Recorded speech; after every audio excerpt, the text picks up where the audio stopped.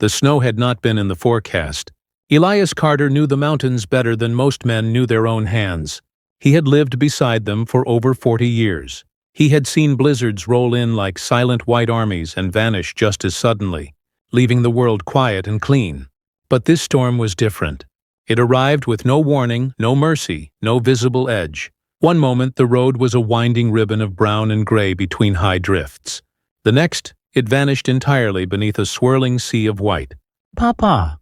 The small voice came from the back of the old pickup truck, weak, fading. Elias tightened his grip on the steering wheel, though he could no longer see where the road had gone. Snow slapped the windshield like handfuls of ash thrown from the sky. The wipers fought it, struggled, and finally lost. "I'm here, Clara, I'm still here," he said, not sure if his own words could find their way through the howling wind. Beside her in the truck, his teenage son, Noah, leaned over, his face pale, eyes fixed on his little sister curled on the seat. She was burning up. Her breath came in shallow, rattling gasps, and every sound scraped a fresh layer of terror along Elias's spine. "She's getting worse," Noah whispered. "I know," Elias said. He had known since morning, since she had collapsed at the breakfast table, spoon falling from her hand, skin so hot it scared him to touch her. The doctor lived almost 20 miles away in town, and by the time Elias had lifted Clara into the truck, the sky had already begun to darken with the promise of snow. But there had been no time to wait. Waiting had killed her mother 2 winters ago. He would not wait again. The truck tires churned uselessly in the thickening drifts. The engine growled under the strain, fighting a battle it was bound to lose. Elias squinted ahead through the white chaos, searching for anything. A fence line, a tree, a sign, a shape. Then he saw it. A light, faint, flickering, yellow against the endless white. "There," he breathed. "Hold on, son." He turned the wheel, guiding the truck blindly toward the glow. The engine coughed as the tires hit deeper snow, but somehow the vehicle lunged forward one last time before shuddering to a stop beside an old wooden building half buried in drifts. The sign above the door was crooked and nearly illegible, but he could make out the faded words. Pine Ridge Schoolhouse. It had been abandoned years ago. He didn't care. He killed the engine, threw open the door, and the storm slammed into him with brutal force. The cold sliced through his coat as if the fabric didn't exist. He moved fast, lifting Clara into his arms. She barely stirred. "Noah, stay close to me!" The boy nodded, climbing out, fighting the wind as they staggered through knee-deep snow toward the building. Elias slammed his shoulder into the old wooden door. It groaned, then opened.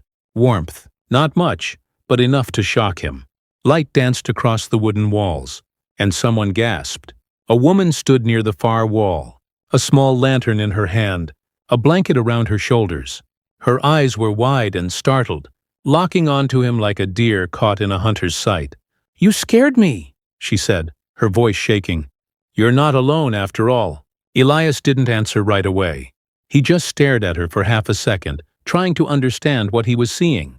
She wasn't from around here. That much was clear immediately. Her coat was finer than any rancher's wife would wear, even now worn at the edges and dusted with snow. Dark hair escaped from beneath her hood in loose strands, clinging to her face. Behind fear in her eyes, there was something else. "Strength, please," he finally said. "My daughter. She's sick. I need somewhere warm." The woman's expression changed instantly. Fear became focus. "Bring her here," she said quickly, moving forward. "Lay her on the desk." Elias crossed the room in long strides and lowered Clara carefully onto the old wooden teacher's desk. Noah hovered beside her. "She's been getting worse all day," he said. "High fever. She can barely breathe." The woman pressed the back of her fingers to Clara's forehead. Her brow furrowed. "It's dangerously high." The words struck him like a knife. "You a doctor?" "No," she replied, already working, unwrapping the blanket she'd been using, and settling it over Clara. "But I trained as a nurse. Before I came out here." Elias caught the hesitation, but he pushed it aside. "What's your name?" he asked. "Anna." There was a pause, just a fraction of a second too long. "Anna Hale." "Elias Carter. And my boy is Noah." Noah gave a small nod. "Hi." Anna offered a faint, sad smile. Then she looked back down at Clara. "The fever's doing something to her breathing," she murmured. "We need to cool her down slowly, not too fast. Do you have alcohol? Whiskey? In the truck. Snow too, as clean as you can get it." "I'll get it," Noah said, already turning toward the door. "No," Elias said quickly. "You stay here with your sister. I'll go." He wrapped Clara more tightly in the blanket, then forced himself back out into the storm. The cold nearly knocked him off his feet. He reached the truck by memory alone, fumbled through the cab until his fingers closed.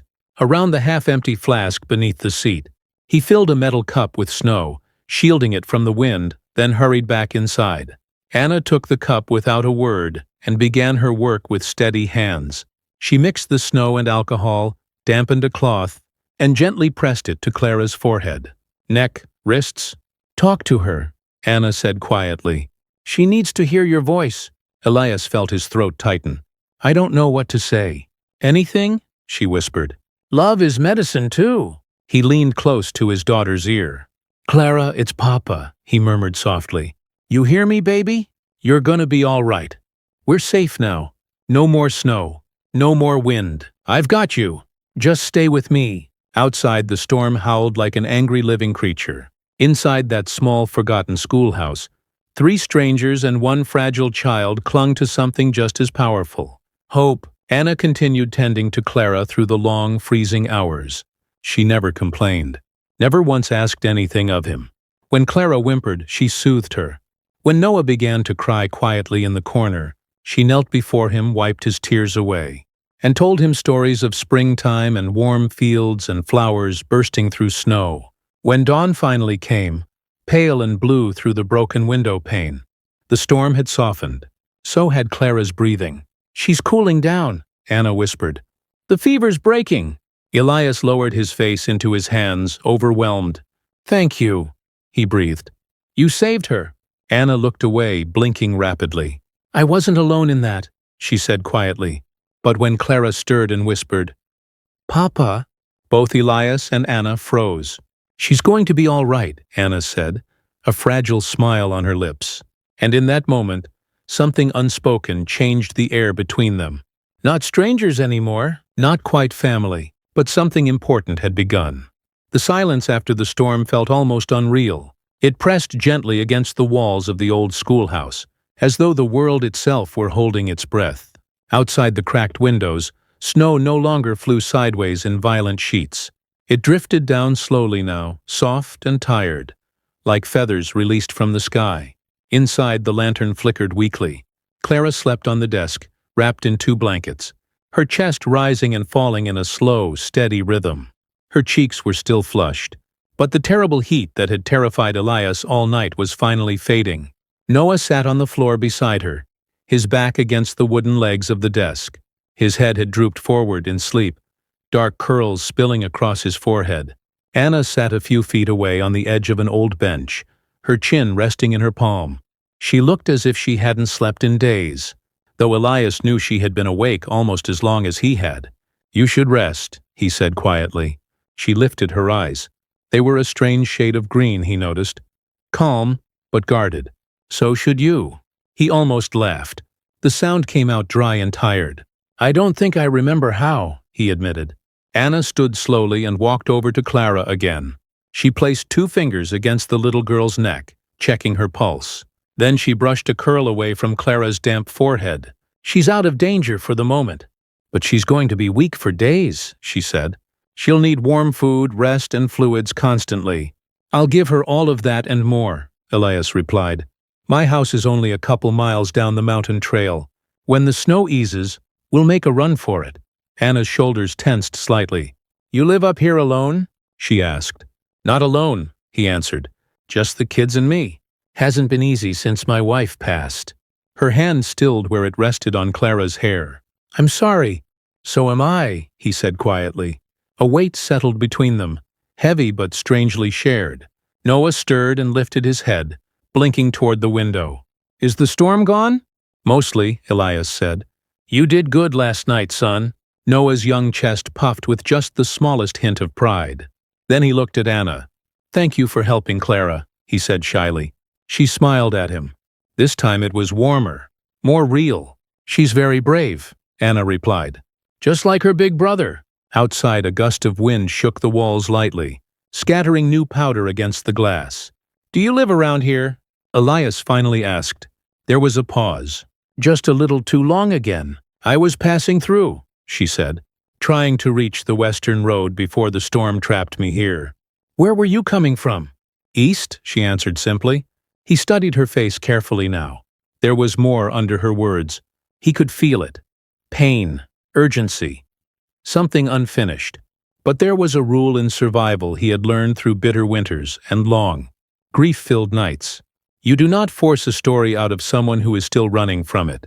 Well, looks like the storm decided we weren't going anywhere for a while, he said, glancing at the half-buried door. You saved my daughter. The least I can do is offer you a warm meal and a roof until the road's clear. Anna hesitated, her eyes drifting to the doorway as though it might open at any moment to reveal someone she didn't want to see. I don't want to cause trouble, she said quietly. You didn't, he assured her. You prevented tragedy. That, at least, she could not deny. A soft cough came from Clara. Her eyes fluttered open, glazed with sleep and confusion. Papa? I'm right here, he said, instantly beside her. Is the storm gone? Almost, sweetheart. She turned her gaze slowly, then saw Anna standing over her. Her face softened. You're still here, Clara murmured. Anna tucked the blanket tighter around her little shoulders. I'm still here. Clara studied her with a tired but curious expression. Are you an angel? Anna let out a surprised little laugh. No, honey. You feel like one. Something passed through Anna's eyes at that. Emotion, raw and unhidden. Well, she whispered, I'm happy I found you anyway. Elias watched the way Clara's fingers curled around Anna's sleeve, as if she instinctively trusted whatever warmth she felt in this strange woman. And for a moment, he realized something unsettling. So did he. By mid-morning, the snowfall had reduced to nothing more than a faint whisper. Elias managed to clear enough snow from the truck to get the engine running again, though the tires protested with every turn. The path ahead would be slow and dangerous, but passable if they moved carefully. He wrapped Clara in every blanket they had, lifted her gently into the back seat, padding it with coats. Anna stood by the door of the old schoolhouse, staring around as though etching it into memory. Ready? He asked her. She inhaled slowly. As I'll ever be. The ride down the mountain was silent except for the crunch of snow beneath. The tires and Clara's faint, steady breathing. Anna sat beside her in the back, one hand always resting against her small chest, counting each breath as if it were precious gold. When the cabin finally came into view through the thinning white, Anna leaned forward. This is yours? Elias nodded. His home sat at the edge of a clearing bordered by tall pines and distant gray rock. Smoke curled weakly from the chimney. It wasn't grand. It wasn't pretty. But it was solid, and it was theirs. Noah jumped out the moment the truck stopped. We made it, he shouted, joy breaking through fear at last. Elias helped Anna first, then gently lifted Clara into his arms. Easy now, Anna murmured, guiding him over the snowy ground toward the porch. Inside, warmth greeted them. The scent of cedar and last night's fire still clung to the air. Silent, familiar shadows hugged the walls. Anna stepped in slowly, her eyes traveling over the space. Something quiet shifted in her expression, as if she hadn't expected to feel peace in a place like this. You've kept it very clean, she said softly. I try, he replied. My wife used to take care of all that. I never quite learned how to do it properly like she did. You didn't do badly, she said, and he swore he heard kindness in her voice where none had existed before. He laid Clara in the small bed in the corner room and helped her sip warm water. Then he returned to the main room where Anna was now standing, fingers brushing over the worn wooden table. You can use the sewing room, he said, nodding down the short hall. It was hers, but it hasn't been touched in a long time. It's clean. There's a bed. Anna looked at him with hesitation and gratitude tangled together. I don't know how long I can stay, she admitted. You stay until your path is clear, he answered without hesitation. However long that takes. She considered that for a moment. Slowly, she nodded. All right, she whispered. Just for now. Days passed. The snow did not return, but deep drifts still surrounded the cabin like quiet guardians. Anna moved through the space as though she had always belonged. There, boiling herbs, cooking thin stews, coaxing Clara back to health. Noah sat at the table each morning while she taught him new words, guiding his hand as he practiced writing with charcoal on scraps of paper. His face lit up with a confidence Elias hadn't seen since before his wife's death. Clara followed Anna wherever she went, her strength slowly returning with each new day. "You're like the sun," she told her once. Anna smiled down at her. "You haven't seen much sun, little one, but I feel it in you." At night, long after the children had fallen asleep, Elias and Anna would sit by the fire, some nights in silence, some nights in quiet conversation. He told her about the ranch, about growing up in these mountains, about Sarah, his wife, and how she used to sing while washing dishes. Anna listened, careful, gentle. In return, she offered only fragments of herself, that she had studied to be a teacher once, that her father had controlled too much of her life, that she was tired of being told who she was meant to be. "There's someone looking for you," Elias said one night, not as an accusation, but as a fact. She stared into the flames. "Yes, he hurt you." Silence, not denial, not confirmation, just truth hanging unspoken in the air. "And if he comes here?" he asked. Anna looked up at him, something fierce rising in her once quiet eyes. "Then I won't go back." Outside, the wind whispered through the trees like a warning. Inside that small wooden cabin, a family that had never existed before was slowly being built. By kindness, by courage, by the silent promise of protection that neither of them had yet dared to put into words. And somewhere beyond the horizon of white and pine, trouble was already moving toward them. The first hint that something was wrong came from the horses. Elias noticed it before he saw it. His mare, Snowdrop, kept lifting her head toward the tree line, ears pinned, muscles tight as wire. The other horse mirrored her tension, stamping hard into the half-melted ground. Predators did that to them sometimes. Wolves, coyotes, even wandering mountain lions. But this was different. This was human. Elias stepped onto the porch, squinting toward the narrow trail that twisted up the mountain. The afternoon sun sat low in the sky, turned pale by lingering mist. Snow melted into silver veins around the trunks of the pines, and then he saw the movement. A man on horseback, one man riding slow. Confident, not lost, not wandering, coming straight toward the cabin. Elias didn't move. He simply watched. Measured the distance, the posture, the way the rider sat as if he owned the land beneath the hooves. Behind him, he heard the faint tap of Anna's footstep on the wooden boards. "You see him too," he said quietly. Her breath hitched. He felt it without looking. "Yes." Her voice was tight, thin as ice. "That's him." Something sharp settled into Elias's chest. "His name? Henry Blackwell." No fear in the name, only bitterness. The rider came into full view now, tall, broad-shouldered, fine dark coat stitched with money. The horse beneath him sleek and perfectly groomed. A stranger here, someone out of place in the rough simplicity of the mountains. He looked wrong and dangerous. Henry pulled his horse to a slow stop several feet from the porch. His gaze swept over Elias, then over the property, then finally settled on Anna standing in the doorway behind him. A small smile curved his mouth. "There you are," he called out, as if greeting an old friend. "I was beginning to think the mountains had swallowed you whole." Anna didn't step forward. "You shouldn't be here, Henry." "On the contrary," he replied calmly, sliding down from his horse. "I've come to retrieve what is essentially mine." Elias stepped forward, placing his body just slightly in front of her without even realizing it. "You're on private land," he said flatly. "Say your business and be on your way." Henry finally looked at him properly.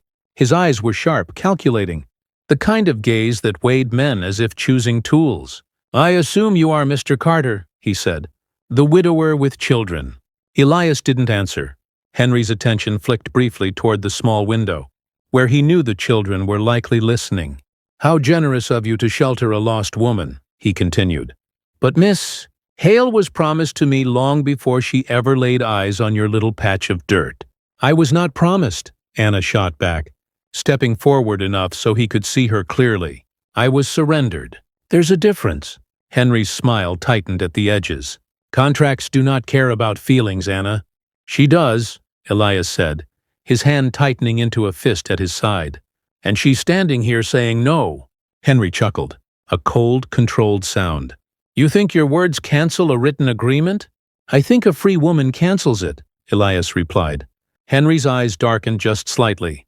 You should be careful. Mr. Carter, men in your position often confuse bravery with foolishness, and men in yours often confuse ownership with love. The air vibrated. Even the birds had gone silent. Henry looked toward Anna again. You would choose this? He asked. A run-down mountain man? 2 half-raised children? A life of mud and snow and struggle? Anna's fingers curled. Her lips parted slightly as if the answer might shake the world. Yes. The word hung between them, solid and final. Henry stared at her longer now. Not as a man asserting control, but as a man realizing he had lost something he believed was already secured. You don't mean that. I mean it, she said, voice trembling but unbroken. I choose where I stand. I choose who I become. I choose who I stay with. She glanced at Elias for just a moment, and that single look said more than 1,000 promises. Henry exhaled slowly, then to Elias. She's not thinking clearly. She's frightened. Running from responsibilities a woman her age is meant to accept. There's nothing unclear about her, Elias said. What's unclear is why you believe you own her future. Henry stepped closer. Too close. Elias held his ground. You'll regret involving yourself in this matter, Henry warned quietly. I have influence in the towns, in the courts, in places you can't reach with fists or rifles.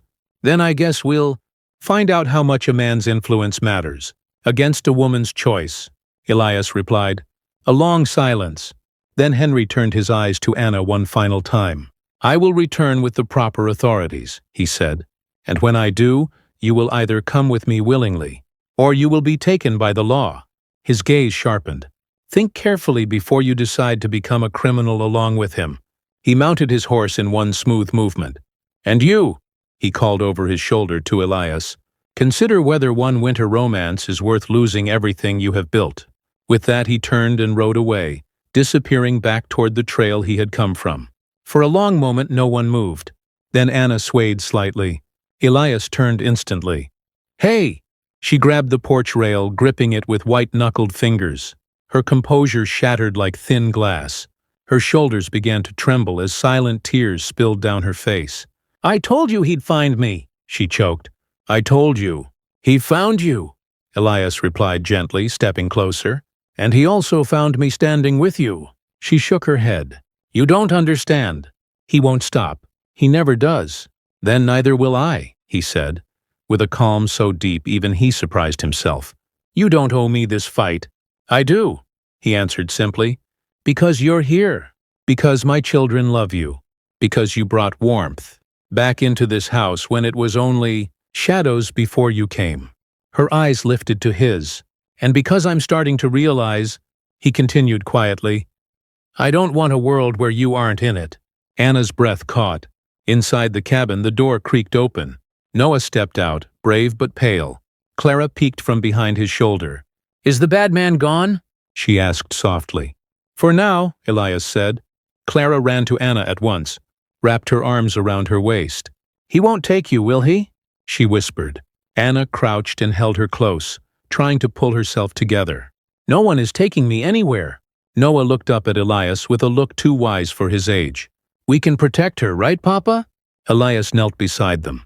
Every way that matters, he said. That night, after the children were asleep, Anna packed her small bag quietly in the sewing room. Elias found her folding the same dress over and over again. You're not leaving, he said. I won't destroy your life for mine, she whispered. You're not destroying anything. You're restoring it. She turned to him, eyes full of fear. If he comes back with the sheriff, then we face the sheriff, he said simply. You could lose this land. It isn't worth a thing without the people I care about standing on it. A silence passed between them, charged and fragile. Anna? His voice dropped to something more honest than he'd used in years. When you walked into that snowstorm, you didn't just save my daughter. You brought me back with her." Her hand trembled in his. "I was broken, Elias." "Then we match," he murmured. "Because I still am." Something unspoken shifted between them. No longer uncertainty, but recognition.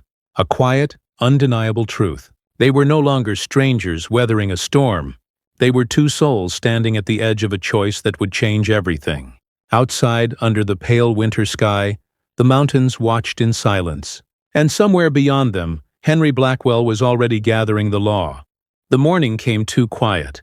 Elias was awake before the sun, staring at the wood-beamed ceiling above his bed, listening to the old cabin breathe. Every small creak felt like a warning. Every whisper of wind through the trees felt like approaching hoofbeats. Beside him, the space where Anna usually slept was already empty. His heart stuttered. He sat up quickly and pulled on his shirt, stepping into the main room, just as she came in from the back door carrying a bucket of water. Her hair was loosely tied back, face pale but determined. "You didn't run," he said softly. She looked at him for a long moment. "I told you. I'm done running." Relief warmed his chest more than the fire could. Before either of them could speak again, the horses stirred violently outside. A sharp, unnatural stillness followed. Then the sound they had both been waiting for. Hoofbeats? More than one. Anna's hand froze around the bucket. Elias crossed the room, lifted his rifle from its place by the door, and stepped onto the porch slowly, deliberately. 3 riders approached through the thin veil of remaining snow. Henry Blackwell in the center. To his left, Sheriff Harlan Reed, rigid in his coat, face strained. To his right, another man Elijah recognized, Caleb Marsh from town, a witness to law, always dragged into other people's affairs. They reined in close to the steps. Sheriff Reed cleared his throat. "Mr. Carter?" Elias tilted his head slightly, rifle still pointed safely toward the ground. "Saw this day coming, didn't you?" Henry gave him a thin, pleased smile but said nothing. "This is an official matter," the sheriff continued.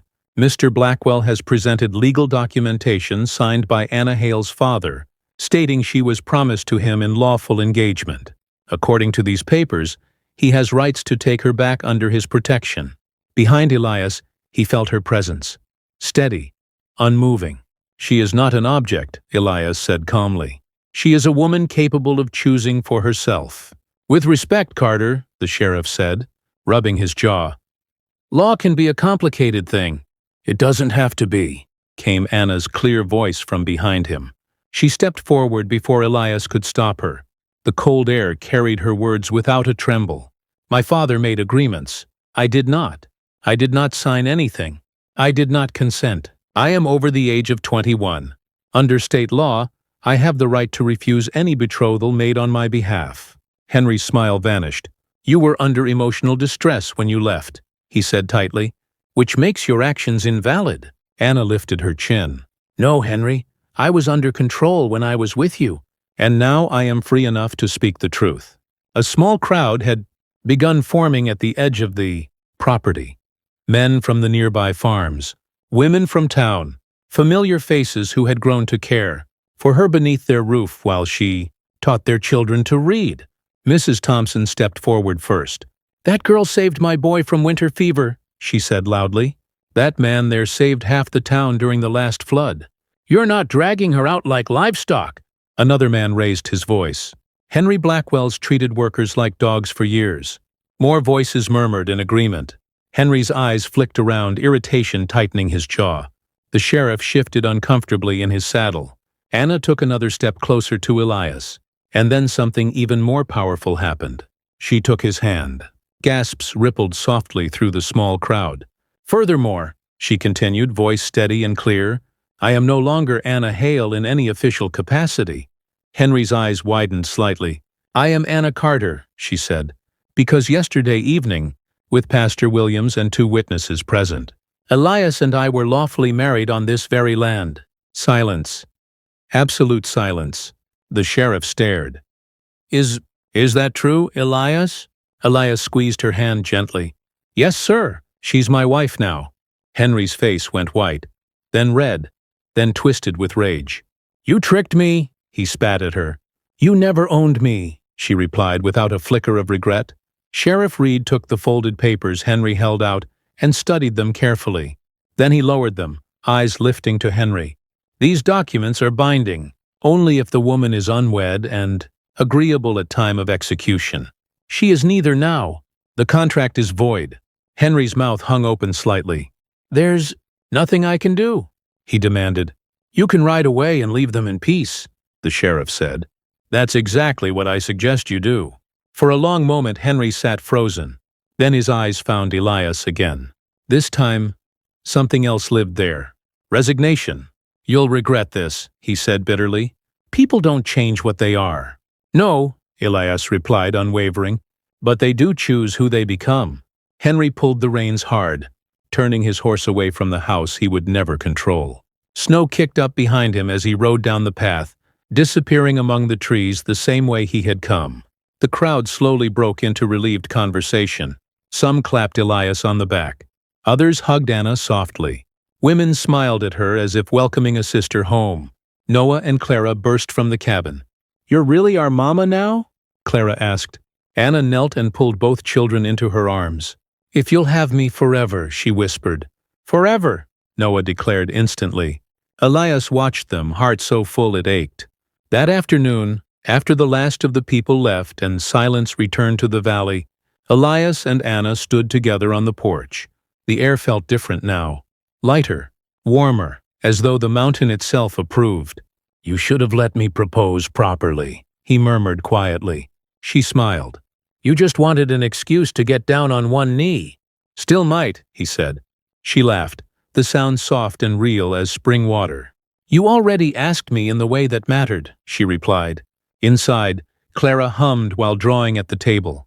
Noah read aloud from his book, the words clearer than they had ever been before. A family, not born by blood, but by storm, by courage, by choice. As the first hints of spring green edged their way through the snow, Anna planted a small garden by the porch. Elias built a swing for the children from old rope and wood. Laughter filled corners once owned by silence. One evening, as the sun bled orange and gold across the mountains, Anna leaned her head against Elias's shoulder. I thought the storm was the end of everything, she whispered. It was the beginning, he replied. Do you think it happened for a reason? He looked down at her, at their home, at their children through the open door. I think some prayers don't fall to the ground, he said. They fall into the right hands. She smiled. And if a stranger ever asked how their story began, Elias would always answer the same way. It started in the middle of a blizzard, when a broken family found the one person who was meant to make them whole.